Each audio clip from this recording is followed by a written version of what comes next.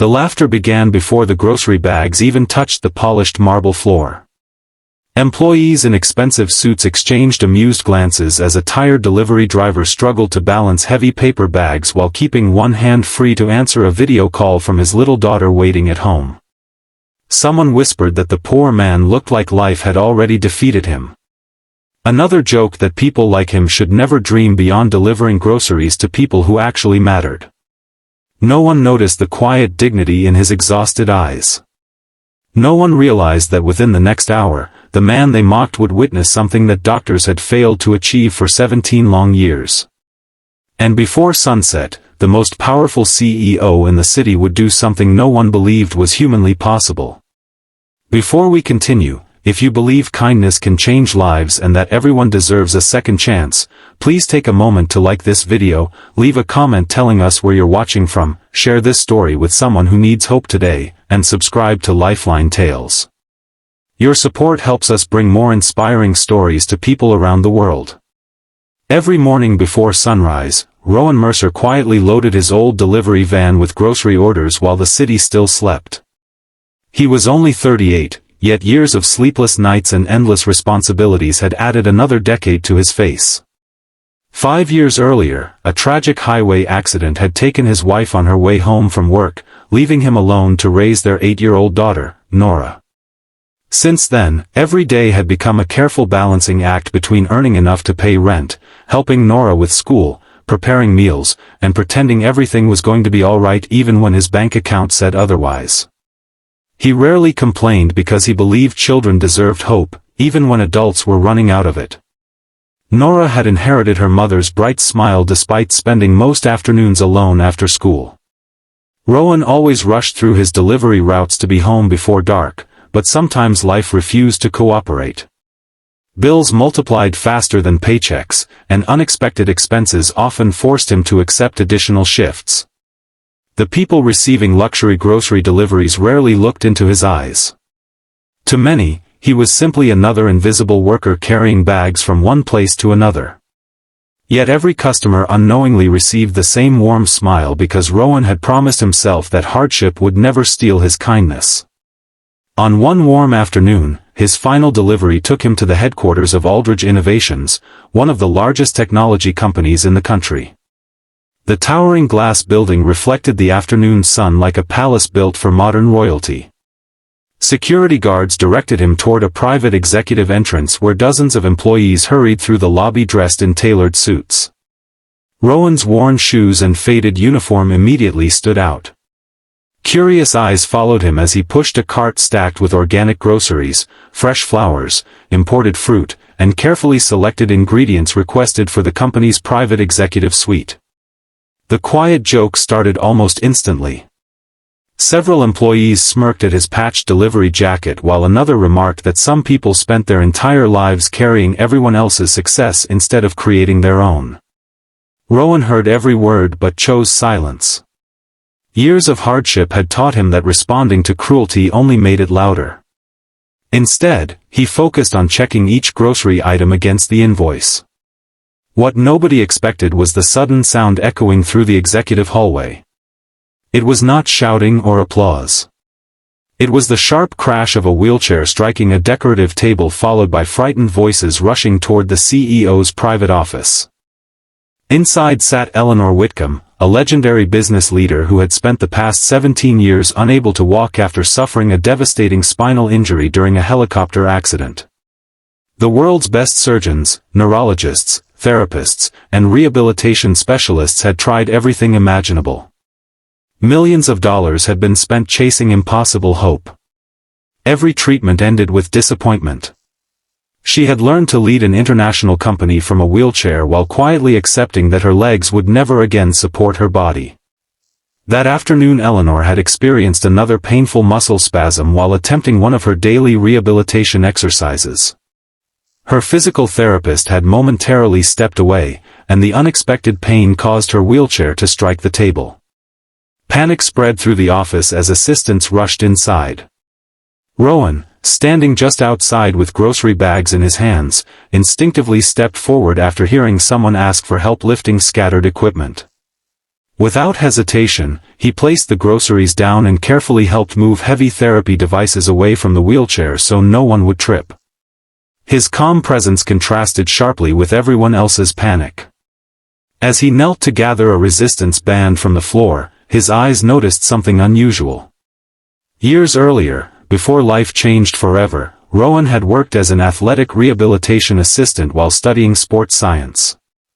His career ended when financial hardship forced him to abandon university after his father became seriously ill. Although he never completed his degree, he had spent years learning body mechanics, muscle activation, and physical recovery techniques under experienced therapists.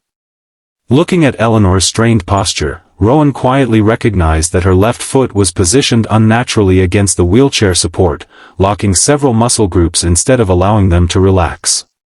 He hesitated. Who was he to speak inside the office of one of the country's most respected CEOs? But compassion outweighed fear. He politely suggested a small adjustment that might reduce pressure around her hips before the therapist returned. Several executives immediately frowned, assuming the delivery driver was pretending to understand advanced rehabilitation. One even laughed openly, asking whether grocery delivery now came with medical advice. Embarrassed but sincere, Rowan apologized and stepped back. Yet Eleanor had noticed something different. Unlike everyone else, he had not tried to impress her or gain attention. His concern looked genuine. Curious, she calmly asked the therapist to hear his suggestion. Reluctantly, the therapist adjusted Eleanor's positioning exactly as Rowan described. Within moments, her painful muscle spasm eased dramatically. The room fell silent. Encouraged by the unexpected improvement, the therapist invited Rowan to explain what he had observed. He carefully demonstrated how years of compensation sometimes caused healthy muscles to fight against rehabilitation instead of supporting it. His explanation surprised everyone because it reflected practical understanding rather than guesswork. Over the following hour, the therapist incorporated several gentle activation movements Rowan remembered from his early training. Nothing miraculous happened immediately. No dramatic music played. No impossible recovery occurred in an instant. But something subtle changed. For the first time in years, Eleanor reported feeling controlled pressure beneath both feet instead of numbness alone. Doctors were contacted. Additional examinations began immediately. They discovered that while Eleanor's injury remained severe, certain dormant nerve pathways still responded when surrounding muscles were properly engaged. Years of therapy had unknowingly overlooked several mechanical limitations that prevented those signals from strengthening. Over the next 6 months, Eleanor committed herself to an entirely redesigned rehabilitation program. Rowan never became her therapist, but she insisted he continue sharing observations whenever possible. She also quietly arranged a scholarship allowing him to complete the education financial hardship had stolen years before. Their friendship grew through shared resilience rather than wealth or status.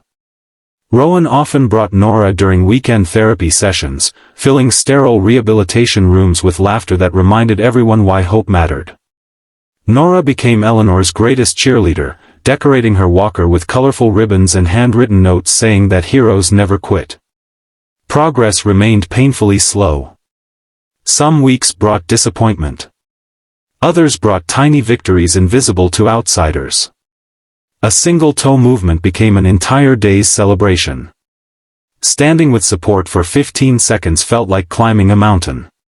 Yet Eleanor refused to surrender because someone society considered insignificant had believed in possibilities everyone else had abandoned. Exactly 1 year after that unforgettable grocery delivery, Aldridge Innovations held its annual leadership conference in the same building where Rowan had once been mocked. Thousands of employees filled the grand auditorium expecting another corporate presentation.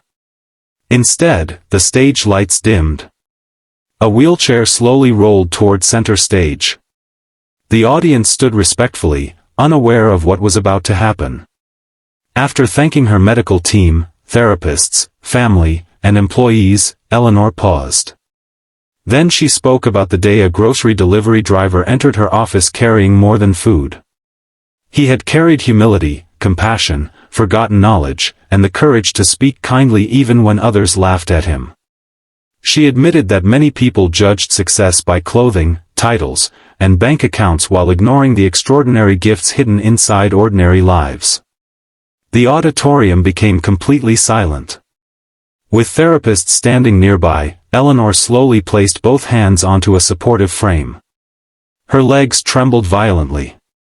Every second felt endless. Then, after 17 years confined to a wheelchair, she pushed upward. For the first time since her accident, she stood. The audience erupted into tears before applause even began. Some employees who had mocked Rowan covered their faces in shame. Others cried openly as Eleanor remained standing, supported but smiling through overwhelming emotion. It was not a perfect recovery. She still required assistance and faced years of rehabilitation ahead. But the impossible had become possible. Then Eleanor invited Rowan and Nora onto the stage. The single father walked nervously beneath thousands of watching eyes while holding his daughter's hand. There were no expensive clothes or polished speeches. Only quiet gratitude. Eleanor announced that Rowan would become director of the company's new Community Hope Foundation, an initiative providing educational opportunities, rehabilitation support, and emergency assistance for struggling single parents, caregivers, and overlooked workers whose dreams had been interrupted by hardship. She declared that true leadership meant recognizing greatness before the world applauded it. Rowan accepted the opportunity with tears in his eyes, knowing it would transform not only his daughter's future but also countless families facing struggles similar to their own. Months later, Nora no longer waited alone after school. Rowan attended every school performance, every science fair, and every birthday celebration without worrying whether another late-night delivery shift would keep him away. Eleanor continued improving step by step, proving that healing was rarely instant but always worth pursuing. The employees who once laughed had learned a lesson no business seminar could ever teach. Respect should never depend on a person's occupation. The hands carrying grocery bags today may carry hope, wisdom, or the answer someone desperately needs tomorrow. If this story touched your heart, please like this video, share it with your family and friends, leave a heartfelt comment below, and subscribe to Lifeline Tales. Your support helps us continue sharing stories that remind the world compassion is never wasted. Special request: before you leave, comment, "Kindness changes lives," if you believe every person deserves to be treated with dignity, no matter what job they do.